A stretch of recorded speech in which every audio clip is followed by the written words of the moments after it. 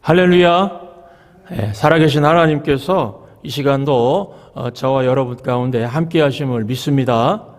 오늘은 이 본문 말씀 가지고 재미, 의미, 열매가 있는 우리 교회, 재미, 의미, 열매가 있는 우리 교회라는 제목으로 하나님 말씀 증거하도록 하겠습니다.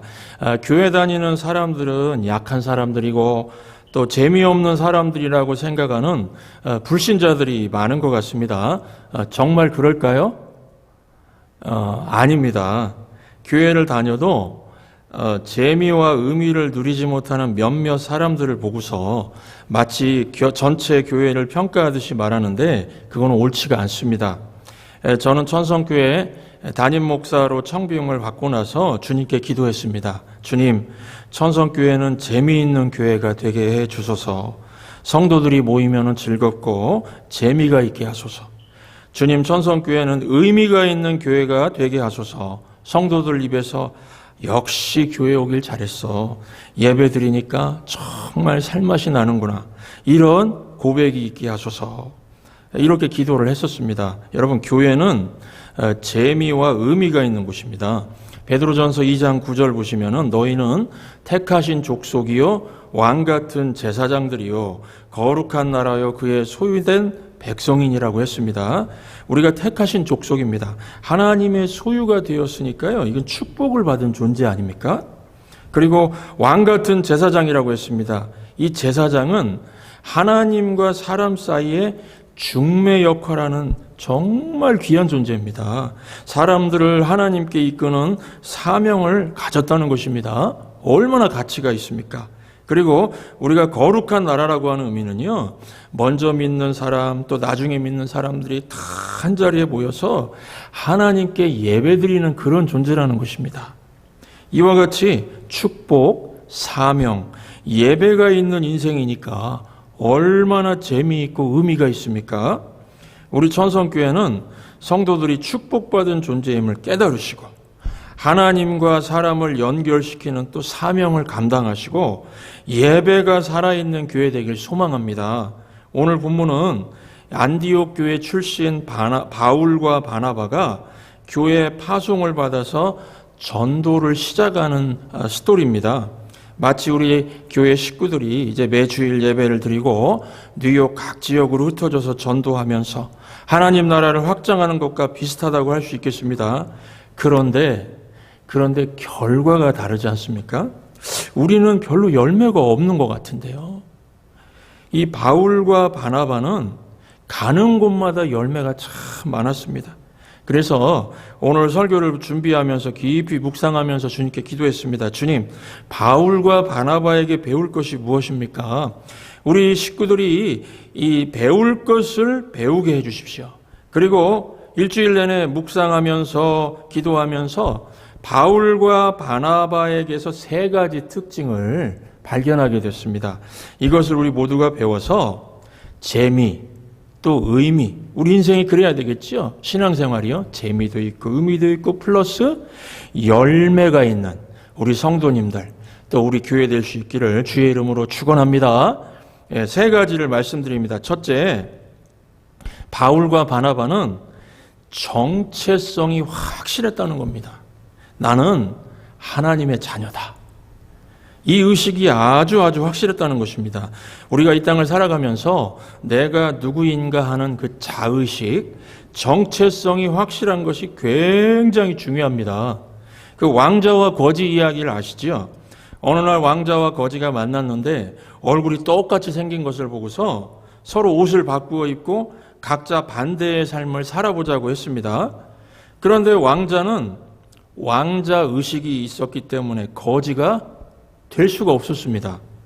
반면에 거지는 왕궁에 들어가 살았지만은 거지 의식이 있었기 때문에 왕자가 될 수가 없었습니다.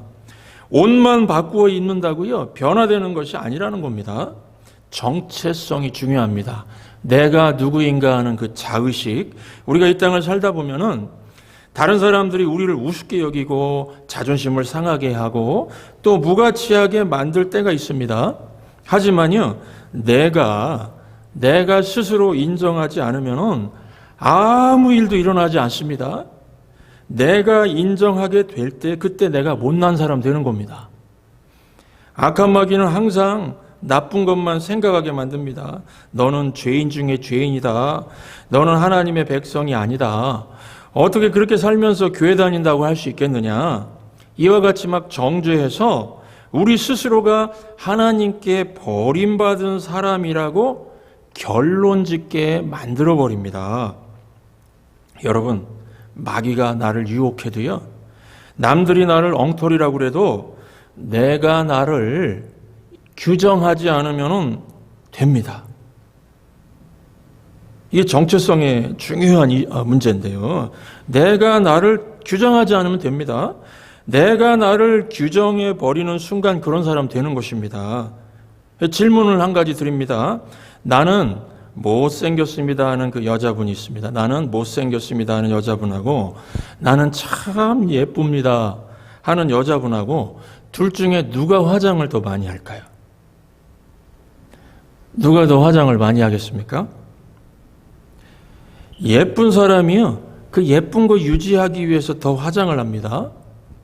못생겼다고 생각하는 사람은 화장해도 못생겼는데, 화장해도 못생길 얼굴이라고 생각하니까 대충대충 합니다. 나는 공부를 못한다고 하는 학생하고 나는 공부를 잘한다고 하는 학생, 둘 중에 누가 공부를 더 잘할까요? 잘한다고 자신을 규정하는 학생이 잘하기 위해서 몇 시간씩 더 공부하고 그러니까 잘하게 되는 것입니다. 나는 공부 못한다. 그렇게 말하는 학생은요, 하려고 하는 시도를 자꾸 안 하게 되니까 못하게 되는 겁니다. 태어날 때부터 천재고 태어날 때부터 공부 잘하는 사람이 어디 있습니까? 자꾸 노력하면 되는 것이죠. 나는 돈 버는 재주가 없다고 하는 사람하고 나는 돈 버는 재주가 있다 하는 사람하고 누가 돈을 더 잘 벌까요? 당연히 나는 돈 버는 재주가 있다고 생각하는 사람입니다. 태어날 때부터 돈 잘 버는 사람이 어디 있습니까? 나는 돈을 잘 벌 수 있다고 생각하는 사람이 이것저것 열심히 해보다가 돈을 더 잘 벌게 된다는 것입니다. 그러니까 내가 내 자신을 생각하는 그 자의식, 그 정체성, 내 자의식이 내 미래를 만드는 겁니다. 이와 같이 자의식, 정체성이 중요합니다. 우리는 하나님의 자녀, 천국의 기업을 이을 백성들 아닙니까? 그런데 요즘에는요, 세상과 마귀가 하는 말에 너무 쉽게 넘어가 버리는 경향이 있습니다.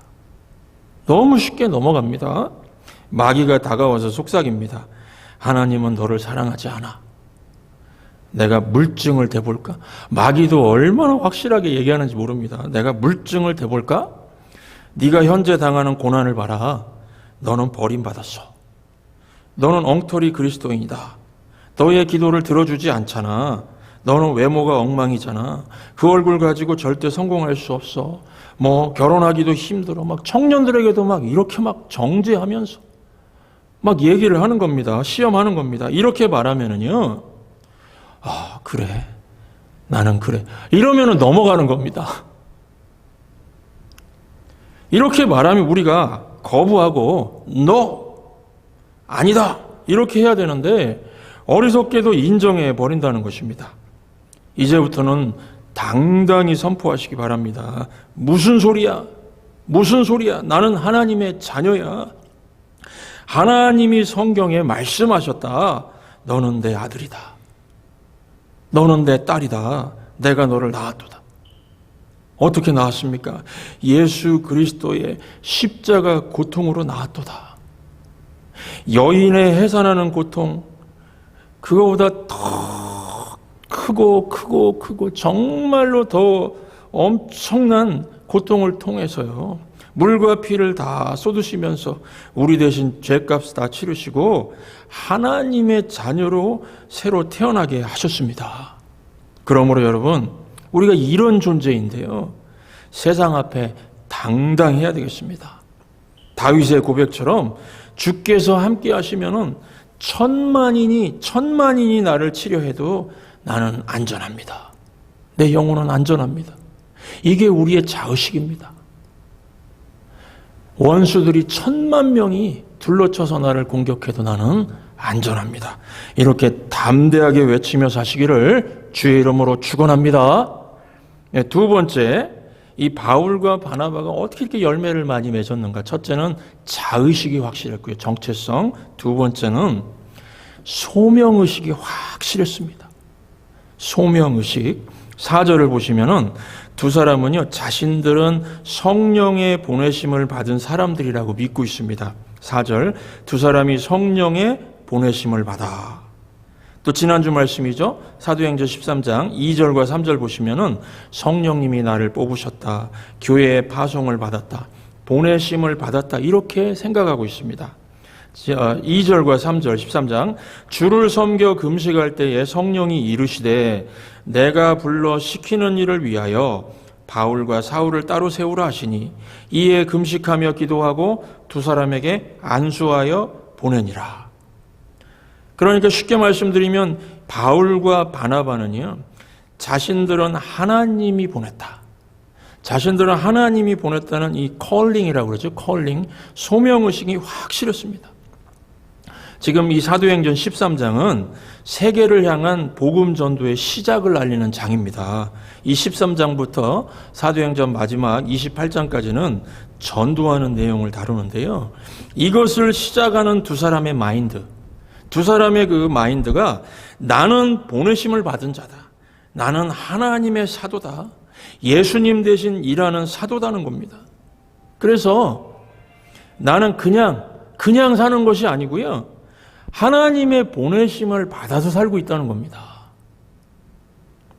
우리는 복음을 전하다 보면은, 전도하다 보면은 인격적 모독을 듣기도 하고 또 얻어맞기도 하고 그렇습니다.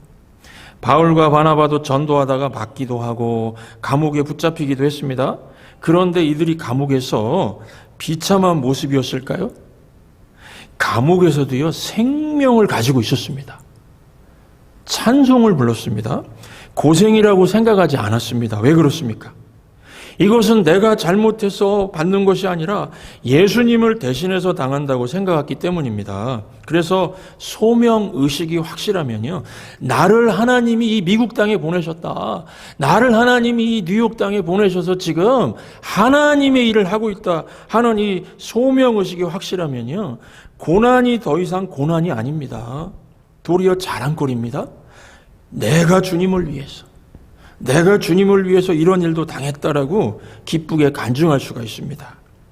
오늘 이 말씀 4절부터 6절 보시면은 바울과 바나바가 이 구브로, 지금 키프로스 섬인데요, 이 구브로로 전도를 시작하는데, 이 구브로는 가장 동쪽이 살람이라는 항구가 있고 가장 서쪽이 바보라고 하는 도시였습니다. 이 두 도시 사이의 거리는요, 수백 킬로미터입니다. 이 구브로는 바나바의 고향이어서 친구도 많고 친척도 참 많았습니다. 하지만 바나바는요, 구브로를 통과하면서 이들을 만나면서 시간 보내지 않았습니다. 바보에 있는 총독 서기오에게 복음을 전하겠다는 목적이 있어서 지체하지를 않았습니다. 내가 이 일에 부름을 받았고 해야 할 일이 눈앞에 있다고 확신하는 사람은요, 이 소명의식이, 목표의식이 확실한 사람은 다른 일에 시간 쓰지 않습니다. 선명한 목표를 향해서 달려간다는 것입니다. 정말 목적 있는 인생을 사는 사람은요, 다른 것들 포기할 줄도 알고 집중할 줄 압니다. 그래서 많은 열매가 있는 것입니다. 여러분, 우리가 하나님께서 이 땅에 우리를 보내주셨는데 우리가 모든 걸 다 하고 천국에 들어가는 거 아닙니다.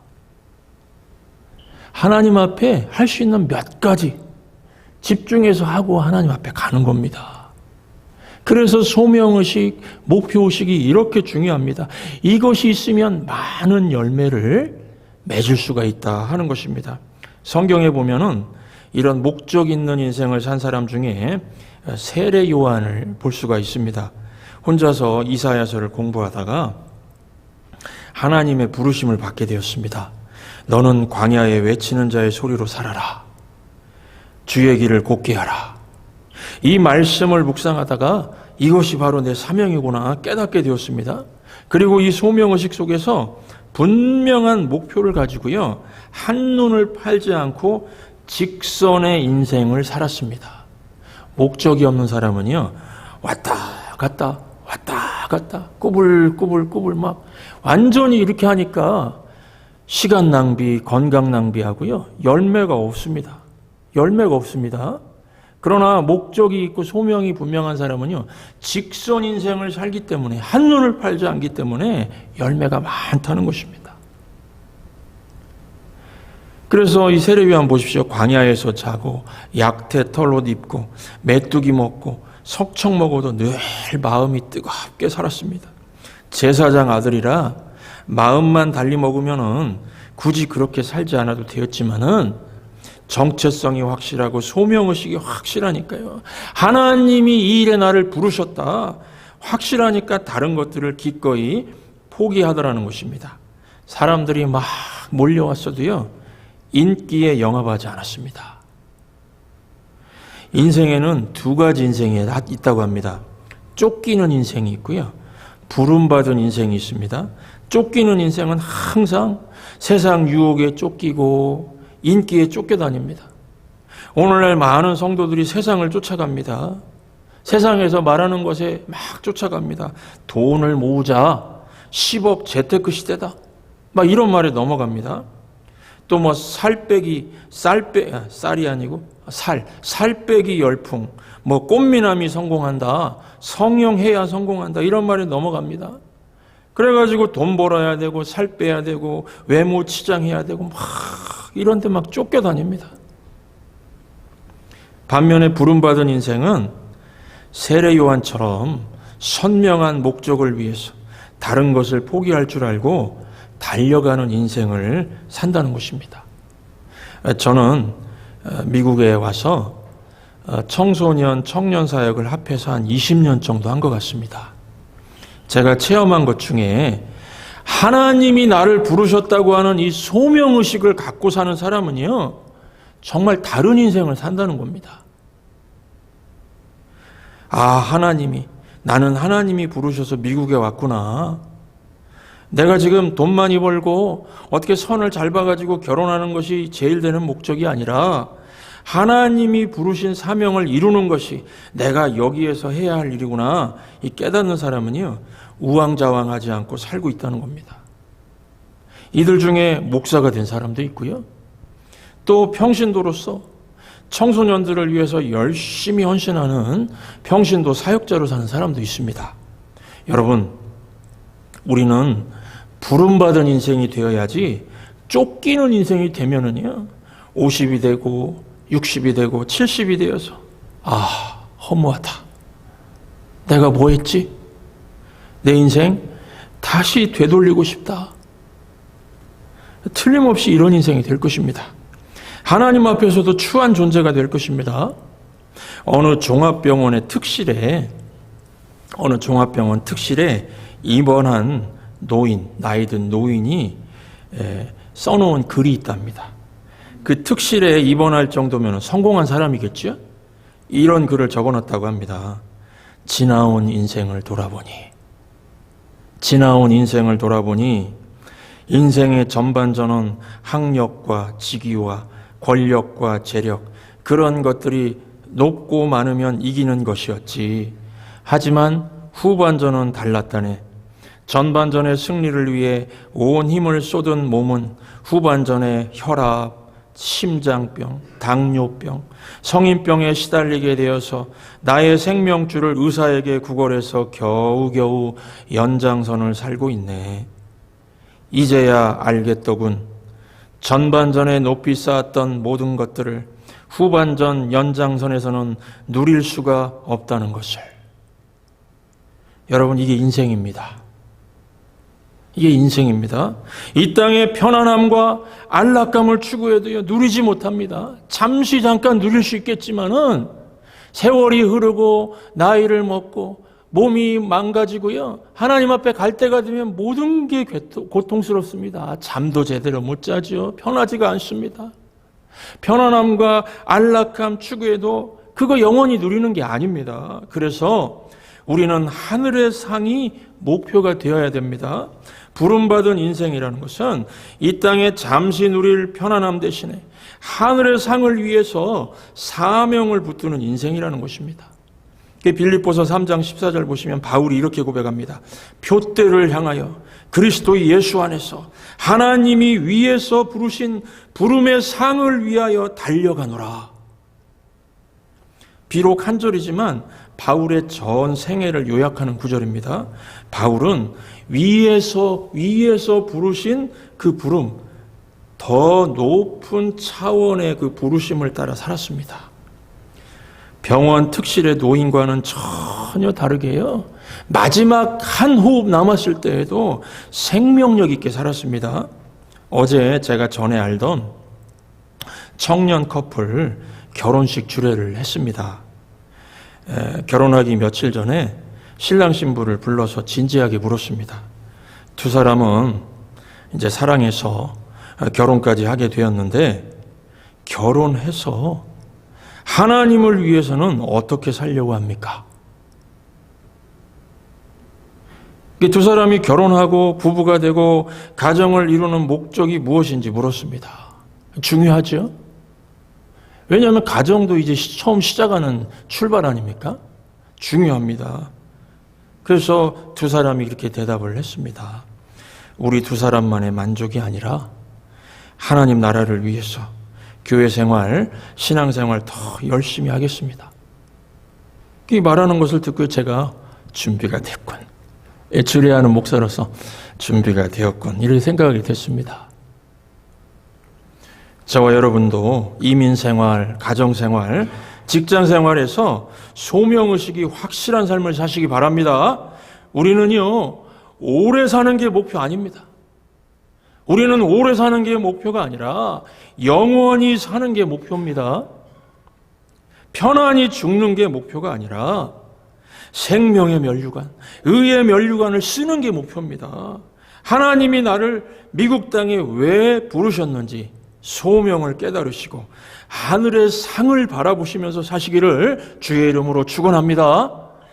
마지막으로 세 번째, 이 바울과 바나바는 영적인 권세가 있었습니다. 오늘 본문의 6절부터 12절을 보시면은 총독 서기오에게 복음을 전하려고 하니까 유대인 거짓 선지자 무당인 바 예수가 방해를 했습니다. 이때 바울과 바나바는 어떻게 행동했습니까? 9절부터 12절 말씀입니다. 바울이라고 하는 사울이 성령이 충만하여 그를 주목하고 가로되 모든 괴계와 악행이 가득한 자요 마귀의 자식이요 모든 의의 원수여 주의 바른 길을 굳게 하기를 그치지 아니하겠느냐. 보라 이제 주의 손이 내 위에 있으니 네가 소경이 되어 얼마 동안 해를 보지 못하리라 하니 즉시 안개와 어둠이 그를 덮어 인도할 사람을 두루 구하는지라. 이에 총독이 그렇게 된 것을 보고 믿으며 주의 가르치심을 기이 여기니라. 이 말씀 보시면 분위기가 어떻습니까? 바울과 바나바가 당당하죠. 방해하고 자기를 이렇게 막 감옥에 집어넣고 고소하고 하는 사람 앞에서 얼마나 당당합니까? 두려움이 없습니다. 생명력이 넘칩니다. 이게 바로 영적인 권세입니다. 하나님의 부르심을 받은 자에게는요, 이런 권세가 주어집니다. 영적인 권세가 있습니다. 예수님께서 제자들 파송하실 때도 이런 권세를 주셔서 보내셨습니다.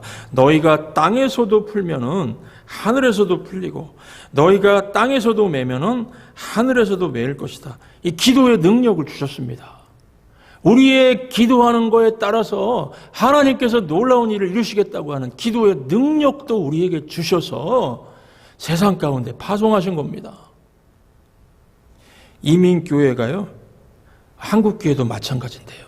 제가 목사니까 그런 분석들을 좀 많이 해보는데 이민교회 안에서도 언제부터인가 박사 학위를 가진 목사를 선호하는 현상이 나타났습니다. 목사들을 평가할 때도 학위가 몇 개고 어떤 학교에서 공부했는지를 보려고 합니다. 성도들도 이런 목사를 기대하고요. 목사들도 이런 허상에 매여 있습니다. 그러다 보니까 영적인 권세가 사라지고 말았습니다. 여러분, 우리에게 정말 중요한 것이 무엇입니까? 영적인 권세를 회복하는 것입니다. 예배에서 진짜 중요한 것이 무엇입니까? 이 불입니다. 불. 주의 영이, 성령이 불같이 임하는 것을 체험하는 겁니다. 영혼이 뜨거워지는 겁니다. 주의 말씀을 들을 때마다 이 성령께서 역사하심을 체험하는 겁니다. 이런 은혜 체험, 영적인 권세, 이걸 예배를 통해서 하나님께서 우리에게 주시는 것입니다. 그래야 영적인 권위가 생깁니다. 이 기도의 능력도 회복됩니다. 기도의 능력이 회복이 돼야 마귀와 맞서도요, 두려워 떨지 않고 명령하고 쫓아낼 수 있게 되는 것입니다. 우리는 흔히 하나님이 나를 구원하셨습니다만 강조를 하는 것 같습니다. 그러나 왜 구원하셨는가를 우리가 알아야 되겠습니다. 나를 구원하셨다. 그리고 나를 세상에 보내셨다. 나를 구원하셨다. 그리고 나를 세상에 보내셨다. 이게 소명의식이고요. 이 소명의식 가지고 예배드리고 나아가는 이에게 하나님께서 예배를 통해서 우리에게 영적인 권세를 주십니다. 그래서 담대하고, 여러분, 이 영적인 권세가 있어야 세상 가운데 나가서 막 두려워하고요, 불안해하고 이러지 않고 당당하게 복음을 전하며 살 수가 있습니다. 그러므로 선포하시기 바랍니다. 나는 하나님의 사도다. 내가 예수님의 일을 대신하는 사도다. 이것이 우리의 소명의식입니다. 나는 하늘나라의 왕자와 공주이지 거지가 아니다. 이것이 우리의 정체성 자의식입니다. 비록 이민 생활이 화려한 삶이 아니더라도 우리가 거지같이 살면 안 되겠습니다. 마귀에게 당하는 영적인 폐잔병 되지 마시기 바랍니다. 세상에 쫓기는 인생 되시기 바랍니다. 인생 되지 마시기 바랍니다. 우리에게는요, 하늘의 상이 있습니다. 하늘의 상이 있습니다. 분명한 목표가 있습니다. 우리 오늘 예배드리는 모든 성도님들은 이 정체성, 또 소명의식, 영적인 권세를 회복해서 재미와 의미가 있는 신앙생활, 교회생활, 그리고 더 나아가서 세상에 나아가서요, 많은 열매 맺는 신앙생활 하시기를 주의 이름으로 축원합니다. 오늘 말씀을 기억하시면서 우리는 하늘나라에 속한 사람이라고 하는 정체성을 가지시고 잠시 누릴 이 땅의 편안함보다 하늘의 상을 바라보시고, 그렇죠? 하늘의 상을 바라보시고, 굉장히 중요합니다. 사명을 위해서 하나님께서 나를 불러주신 사명, 세상의 빛과 소금의 사명이 있죠. 또 부모로서의 청지기 사명도요. 애가 왜 이렇게 속썩이지? 사명의식으로 하면 다 감당할 수 있습니다. 더 잘 감당하죠. 하나님께서 주신 사명을 위해서 하늘의 상을 바라보고 살겠습니다. 다짐하면서 우리 찬송가를 부르겠습니다. 구름 같은 이 세상, 이 찬송가 부르실 때에 내 이름이 생명책에 기록이 되어 있습니다. 하늘에 의의 면류관이 예비되어 있습니다. 이것을 바라보면서 우리 찬송을 같이 부르시도록 하겠습니다.